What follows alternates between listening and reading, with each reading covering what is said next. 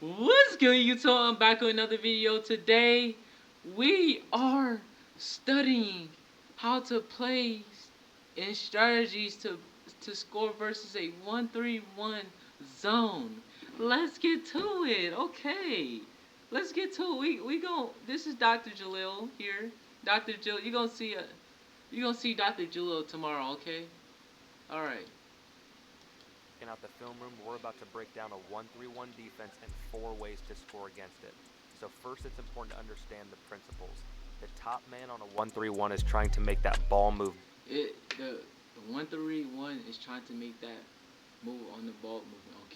Okay. Keep clipping. Back and forth, and those passes need to go over the top. Those passes need to go over the top. All right, fellas. All right, those passes need to go over the top. All right.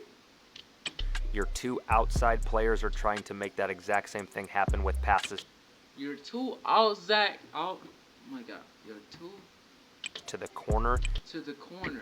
They want them to go over the top. They want them to go over to the top. Okay. Kids don't listen nowadays. Oh my God. Oh my God. If you see this, pass it over the top. Okay. God damn. Dang. God dang. I'm sorry. I am sorry. Your middleman is going to take all high post stuff away. Your middleman is going to take all high post stuff all the way. Let's get to it. All right. And then your bottom man has the hardest job.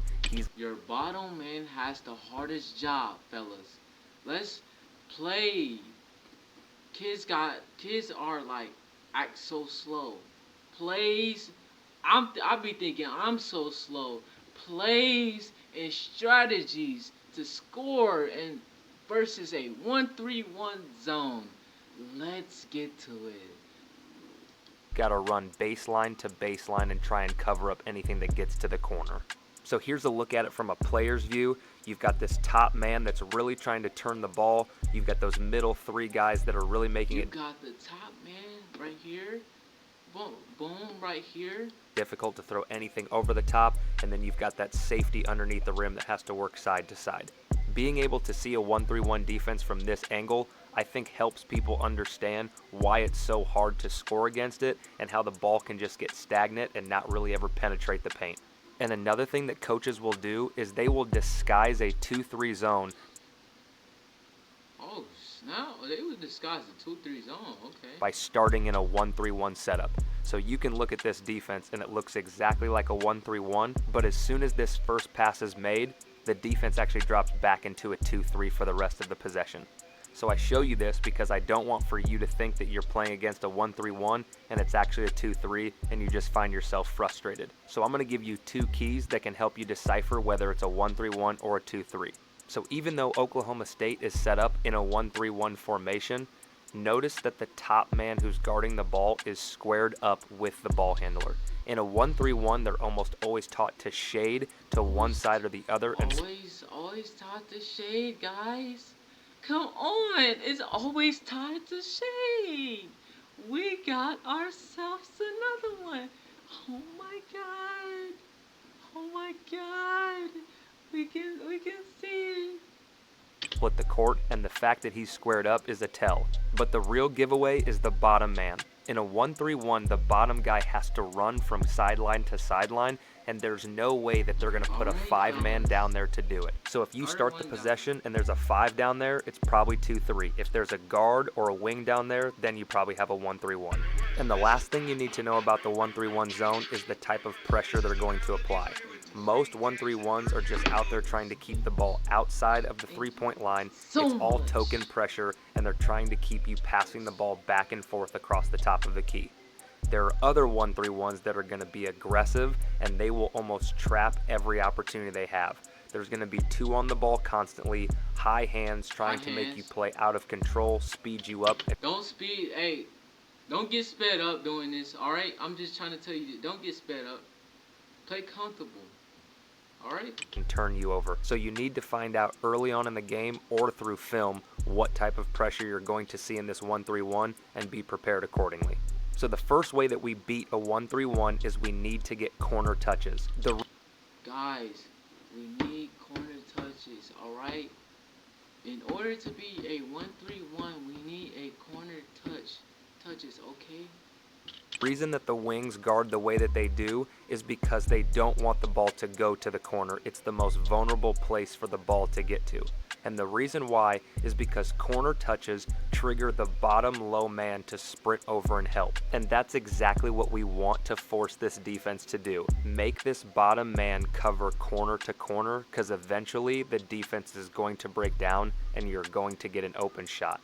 The defense is going to break down if you keep just moving to try to get the corner, alright? Fellas, okay. In this oh my god, y'all just so entertaining. clip, just watch the low man in this zone and see how much he is responsible to cover on this one possession, and it still leads to an open catch and shoot three.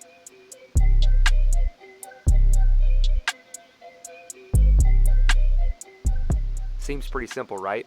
The reason it's not is because the wing players are taught to not let any straight line passes go to the corner. So getting it there is the challenge. And you don't always have to shoot it once it gets to the corner. You can also drive. And when you drive, if you get two people to guard one, then you're going to have an advantage. You get two people to guard one, you will get advantage, okay? Okay, capiche, capiche, okay? Alright? Alright?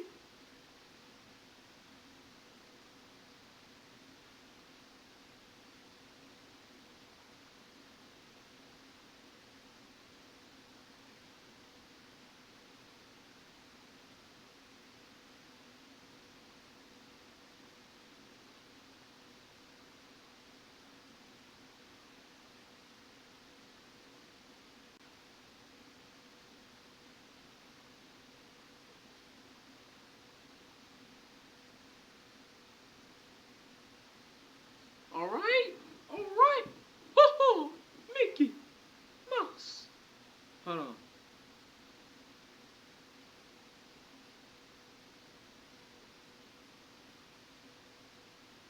Alright? Ho-ho! Ho-ho! You make the right read and somebody's going to be open. Let's get to West it, Virginia guys. does a nice job of throwing this initial skip pass to the corner, and it triggers the same thing. Two people guarding one. He does a great job guarding one. Let's get to it, guys. of driving the bad closeout, and when he gets downhill, the When he gets downhill, he passes to right here. Okay. defense collapses and he kicks it out for a rhythm three. So if you're playing one of those top two guard positions, you need to aggressively be looking to throw the ball to the corner. It might take a bounce pass or one over the top or a ball fake, but you've got to find a way to get it to that corner because you're going to have options once you get it there. So I would highly encourage you, if you're a coach, put a shooter in the corner and tell your guards to move the ball around and try and get it past that wing, and you're going to get yourself some open looks. Now, if you're struggling to do this organically, here's a play you can run to get a corner three. Your shooter's going to be on this bottom side. He's going to pass it and cut through to the corner. As that's happening, you need to screen the middle man and you need to seal the bottom man. Drive and attack that wing. There won't be anybody left for the corner, and if you can get the ball there, you've got yourself a shot. And corner touches can create opportunities for our second way to attack 1-3-1 zone, and that is driving gaps. As we've learned, corner touches often create this two people guarding one scenario, and if you can get the ball back out, there's going to be large gaps for you to drive through. If you can drive and get to paint again, You get to drive. Okay, fellas, y'all get the concept on beating a 1-3-1. We gon' talk so slow, alright? against a 1-3-1, you're going to have opportunities to kick it out for threes or just This YouTube video is for you guys. Oh my god. score yourself on the drive. Now, I know guards get intimidated to drive against a 1-3-1 because of that middle defender, but if you can attack the paint, you're going to force the defense to collapse, and that's what creates open kick-out threes. On this drive right here, notice how there are three people guarding the ball, and if we can get our shooter to the corner and our other shooter to the wing, there's going to be an open catch and shoot three on the kick out. But even when that's not open because of the bad spacing, there's another drive, the defense collapses, and look how wide open this pass is to the short corner that the offense just misses. You have to remember that this defense is designed to keep the ball above the free throw line, so we need to make it our goal to get it to the corner and the high post area. Even something as simple as catching it and taking one hard... Guys, you hear this information? Guys, the PSL is not waiting for you guys. Come on now. Let me show you what they're gonna do.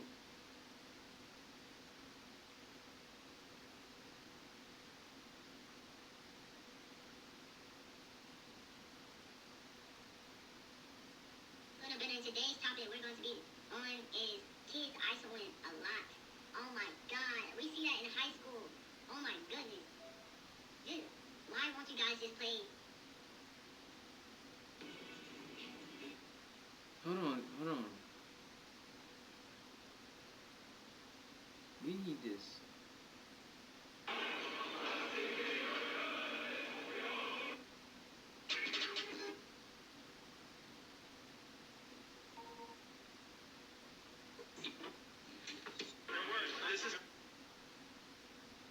Hold on.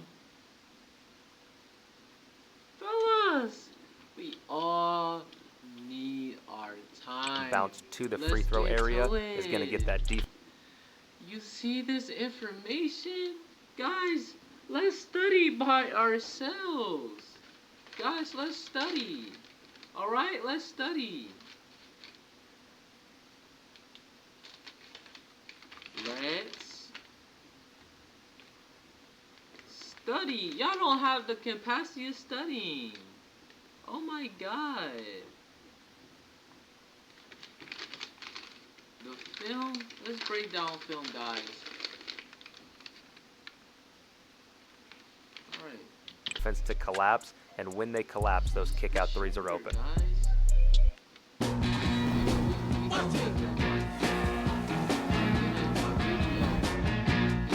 On the Scouting Report, so we gonna make a video, alright? A great video of it. We're gonna make a great video of it, okay guys? Okay guys, we're gonna make a great video of it. Okay?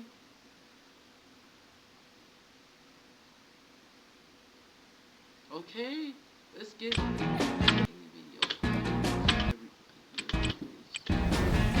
Hey, no cussing, Jalil. No cussing. You got it. No cussing. You're going to be a coach one day. No cussing.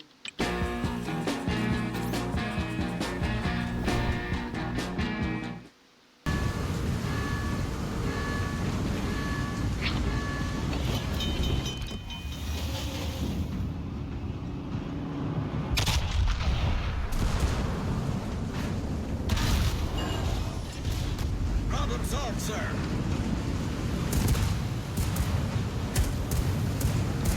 Oh my god, this is not fair. Oh my god, that's ad. Stop. The ship is on fire. Oh, there we go. There we go, the ad. The next way to attack a 1-3-1 zone is to get room touches, and that's the area outside the paint as close to the baseline as possible. Some people refer to this as the dunker or the short corner. And this concept is very similar to getting the ball to the Alright, fellas. We gonna be doing a great job, fellas. corner. It's where the defense is vulnerable, and if you can get it to that short corner area, you have a lot of options, and one of those options is the defense collapses. Defense collapse, okay? And you kick it out for a... Fellas, hold on. We're going to... Listen.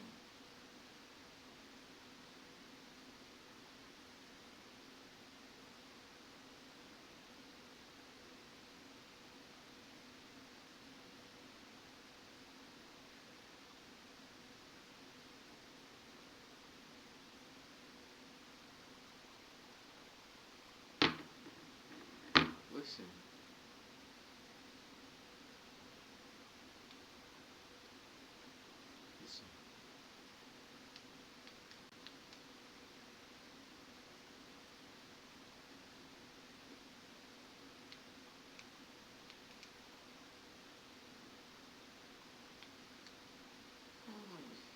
Let's study, guys. Hold on.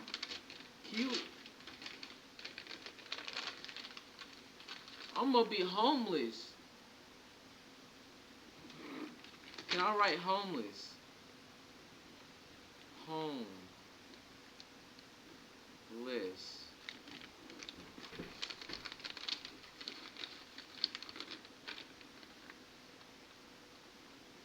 Take a screenshot of this. Take a screenshot of this. Homeless. One person take a screenshot of this. I'm homeless.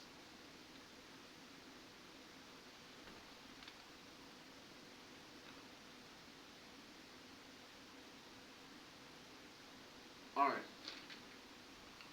Take a picture of that thumbnail. I'm homeless. 3. Another thing to consider is the baseline runner is usually a guard or a wing. The baseline runner is either a guard or a wing. Okay? Okay. We going to. Oh my gosh. So if you can throw the ball to the dunker spot, you're going to have a mismatch, and oftentimes that big can literally just go right to the rim and score over the smaller defender. Now, I'm not saying you're going to be able to score one-on-one every single possession, but this is a key that you should be able to take advantage of a couple different times a game against this defense. Isolate this matchup, throw the ball high, and let your bigger offensive player just score over the top. Now, if you want to play to run to get the ball to the room, here's an option for you. You can run a shooter to the corner to pull out this. You can run a shooter to the corner, okay, guys? Shoot, I got to like.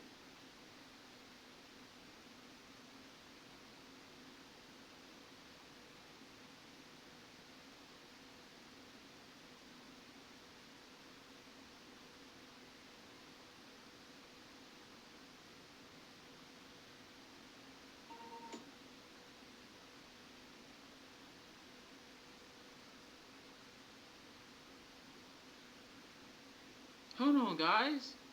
Hold on.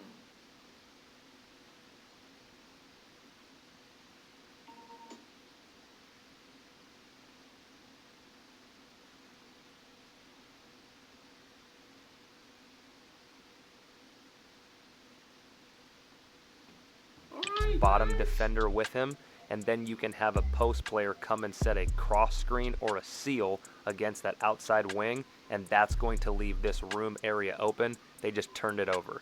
Here they run it later in the game, and you can see it from a better angle. The shooter takes off to the corner, and this time it actually pulls out the wing defender. The 5-man is going to seal the Muska. Mickey Mouse.